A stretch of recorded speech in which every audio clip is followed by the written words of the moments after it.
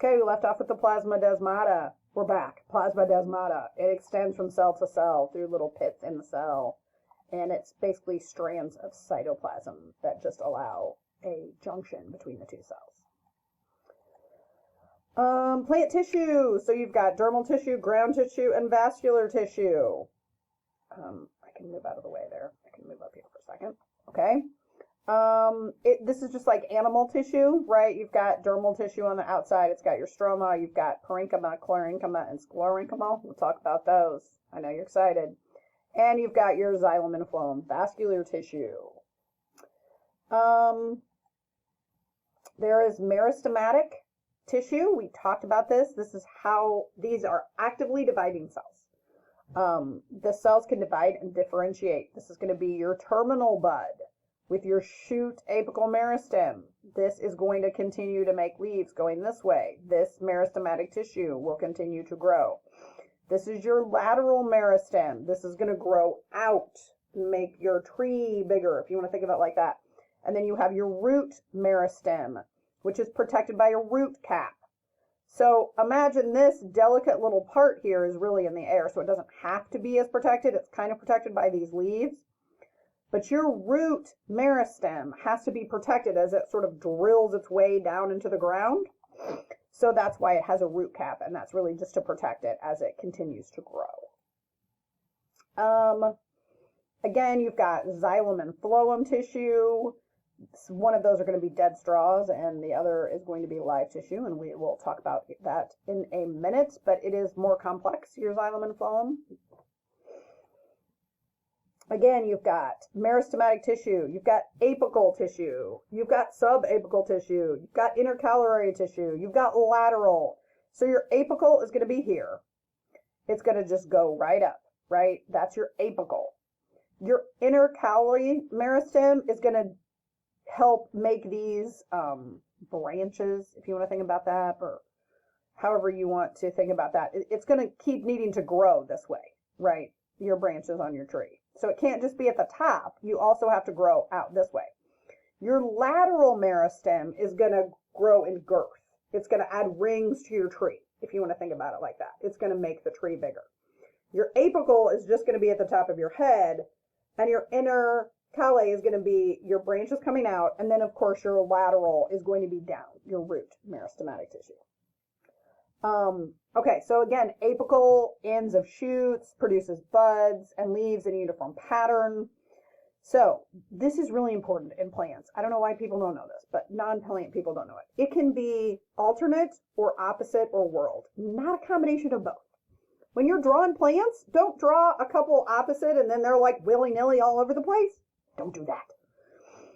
They are either alternate, opposite, or whorled. And we'll talk about what those look like. So alternates, again, are going to be every other leaf, right? They're not going to be across from each other. Opposite are going to be the petioles are going to be right here in the same place. And they're going to be a leaf, space, like that. And whorled is going to be one that's going to be around in a circle. So we did opposite, we did alternate, and whorled is a pattern like one stem. It'll look like this. I'll bring some examples. Again, apical produces tissues that form the plant structure. Some remain vegetative with reproductive organs, but at the end you really have your apical meristem right here at the end, and that is going to provide growth. Root meristem. It's at the tip of the root, and it's the growing point for your roots. And of course, it's behind this protective root cap. You have to have this root cap so that your roots don't break off as it's going through harder soil. There's procambion, protoderm, epidermis, cortex, vascular sun. These are all different ways that the roots grow. But it's going to grow both bigger and down, essentially, is how you want your roots to grow. There's also subapical. So if your outer layer is the apical, the layer right after that is subapical. It tends to divide, but just not quite the same and with the same veracity, if you will. It elongates and produces new cells to increase stem length between the leaves. So it's the internode. So if the apical is up here growing brand new growth, your subapical is going to elongate stem length between leaves, the internode. I'll show you a picture of an internode here in a minute. The activity is particularly observed on plants that bolt to produce flower stems. You will see the subapical activity. Intercalary meristems. Okay, this is some more plant anatomy that you need to know. Okay, these are the nodes. You will see them on plants. These are the nodes. In between the nodes, you have internodes. Yes, internodes. Node, internode.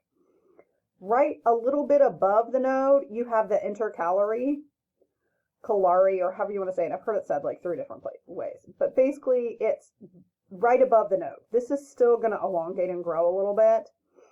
It helps set this how long. So here's the internode. It got bigger. It got bigger. This really only happens in monocots, so your basic grasses. The leaf, this also is what happens so that your leaf, you mow it right here and it keeps growing. That's why your grass keeps growing, because it has this intercalary type growth from the meristem. Meristematic tissue, very important. Lateral meristems. This is what's going to produce your thickness of your plant, your stem girth, if you will. If this is secondary growth, it's below the apical and subapical. It's the vascular cambium, so it's also your xylem and phloem. It's your cork cambium, which is going to be your bark, and it's going to make your stem wider. The girth is going to get bigger. I have some lateral meristematic growth happening sometimes, especially after Christmas. My girth gets bigger. Okay, leaf axil meristems. So that's going to be these little guys that come out from your bud. So buds and leaf axils, this is a leaf axil, are a different type of lateral meristem. They're often suppressed by the hormone auxin. When we get into hormones, you will see why in horticulture we use different types of hormones to suppress different growth to make the plant either produce a bud like this or stop it from producing a bud like that, because we want the plant to get wider. Removing these, so you're about to get one of these. If you remove it, because maybe you want this to get bigger and you don't want all the energy going into this, that's why you would pinch this off, because you want to encourage your plant to branch and get big before it flowers. That is typically why you would do that. Simple tissue versus complex tissue. Our simple tissue is going to be just the epidermis, so the outside of the leaf. It's basically a single layer around the entire plant. It's usually colorless except for the guard cells that contain a chlorophyll. Sometimes there's root hairs, sometimes there's leaf hairs.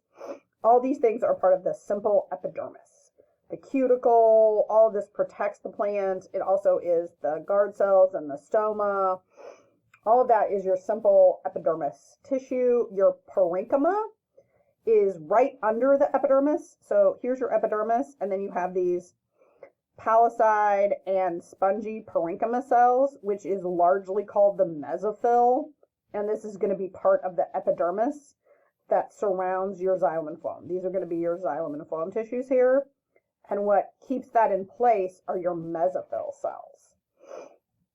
It also helps in photosynthesis, and it helps regenerate tissue after a wound by something biting it or knocking it off. Sclerenchyma tissue, again, thick-walled. When they die, the empty cell remains. Stem, bark, walnut shells. These are all things that are part of your sclerenchyma tissue. Here is your chlorenchyma tissue. See? This is exciting stuff. This supports tissues in young stems, petioles, and leaf veins.